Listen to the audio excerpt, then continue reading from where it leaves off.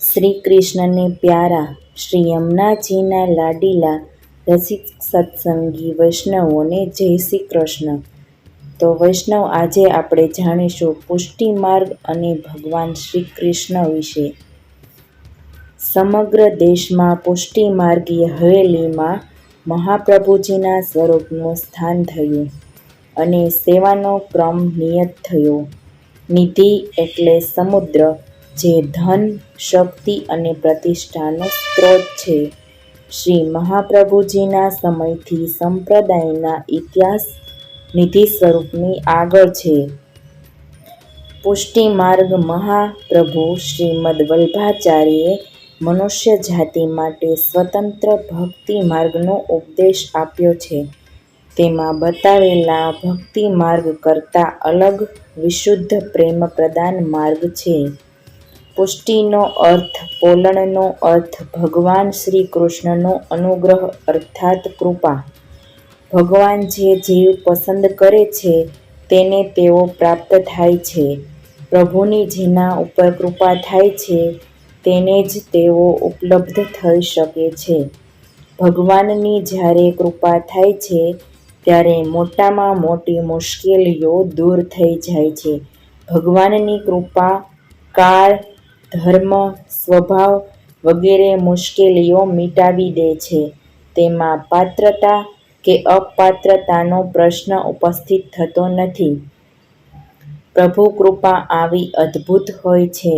આ ભગવત કૃપાનો માર્ગ જ પુષ્ટિ માર્ગ છે. ભગવાનની વિશેષ કૃપાને કારણે જીવને પુષ્ટિ ભક્તિ પ્રાપ્ત થાય છે. પુષ્ટિ માર્ગમાં પરબ્રહ્માએ સત, ચિત અને આનંદ અસ્તિત્વ, જાગૃતતા અને આશીર્વાદ છે, પરંતુ તે અભૌતિક શરીર અને ગુણોથી સભર વ્યક્તિત્વ છે. તે જ કૃષ્ણા છે.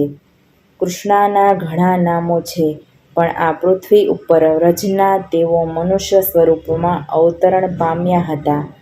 આ સ્વરૂપમાં તેમણે બાળ અવસ્થામાં લીલાઓ કરીને ભૌતિક જીવોને આનંદ પમાડ્યો હતો.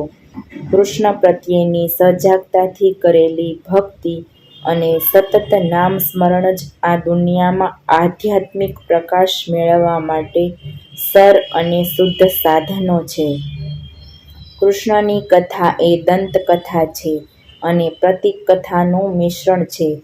કૃષ્ણના નામ સૌ પ્રથમ ઋગ્વેદમાંથી મળી આવે છે. ઋગ્વેદ સૌથી જૂનો હિન્દુ ધાર્મિક ગ્રંથ કહી શકાય છે. આ નામ છાંદોગ્ય ઉપનિષદમાં પણ છે. કૃષ્ણનો જીવન સાથે સંખ્યાબદ્ધ પ્રસંગોમાં જોડાયેલો છે. વેદ વ્યાસે રચેલા શ્રીમદ ભાગવતના 10મા સ્કંદમાં તે વર્ણવેલા છે, જે ભારતીય સંસ્કૃતિ અને ધાર્મિકતાના પડઘા પાડે છે. બાળપણની કૃષ્ણની કથા પછીની જિંદગીને પુષ્ટિ માર્ગમાં વર્ણવ્યું નથી.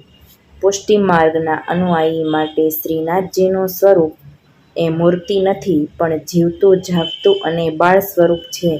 તેનું સ્થાનક છે હવેલી અને નંદાલય.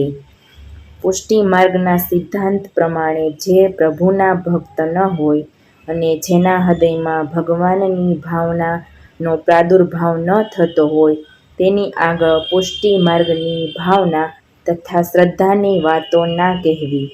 પુષ્ટિ માર્ગ એ નવધા ભક્તિ છે: શ્રવણ, કીર્તન, સ્મરણ, અર્ચન, વંદન, સંખ્ય અને આત્મનિવેદનના પગથિયાં છે, જેનાથી ભગવાન શ્રી કૃષ્ણ પાસે પહોંચાય છે.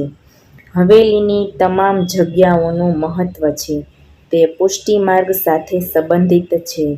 હવેલી એ નંદાલયની ભાવના છે, જે વ્રજમાં શ્રીજીનું અસલ નિવાસ સ્થાન છે. પુષ્ટિ માર્ગમાં કૃષ્ણ શબ્દ જ આકર્ષતાનું સૂચક છે. સૂરદાસજીએ કૃષ્ણના બાળ સ્વરૂપને જ હૃદયમાં રાખ્યું છે. તેના કૃષ્ણ બાળકથી જ મોટા થઈ ન શક્યા. પુષ્ટિ માર્ગની ઉત્પત્તિ ક્યાંથી થઈ? મહાપ્રભુજીના શ્રીનાથજી સાથેના પ્રથમ મિલનનો પ્રસંગ અદ્ભુત છે. શ્રી મહાપ્રભુજીએ ગિરિરાજજીની કંદરાઓમાંથી ટેકરીઓ ઉપર પ્રગટ થયેલા શ્રીનાથજીની આજ્ઞા થઈ હતી કે તેઓ વ્રજમાં આવી પોતાના સેવા પૂજાનો ક્રમ પ્રગટ કરી. આ આજ્ઞા 1549માં ઝારખંડમાં ફાગણ સુદ 11ને ગુરુવારે સ્વપ્નમાં થઈ હતી કે સ્વયં શ્રી કૃષ્ણનું શ્રીનાથજી સ્વરૂપે ગિરિરાજ પર પ્રગટ થઈ ચૂક્યું છે. એટલે તેઓ ગિરિરાજ ચડ્યા. સ્વયં શ્રીનાથજી તેમને સામેથી મળવા આવ્યા અને ભેટ્યા અને ભક્ત તથા ભગવાનનું અદ્ભુત મિલન થયું. આ પવિત્ર દિવસ વિક્રમ સંવત 1549 શ્રાવણ સુદ 11 ગુરુવારનો હતો. મધ્યરાત્રિએ સ્વયં શ્રીનાથજી પ્રગટ થયા અને શ્રી વલ્લભાચાર્યજીને દીક્ષા આપી. તે પછી તેમણે શ્રીનાથજીની આજ્ઞા અનુસાર બીજા દિવસે સવારે સૌપ્રથમ ભક્ત દામોદરદાસજીને બ્રહ્મસંબંધથી દીક્ષિત કર્યા.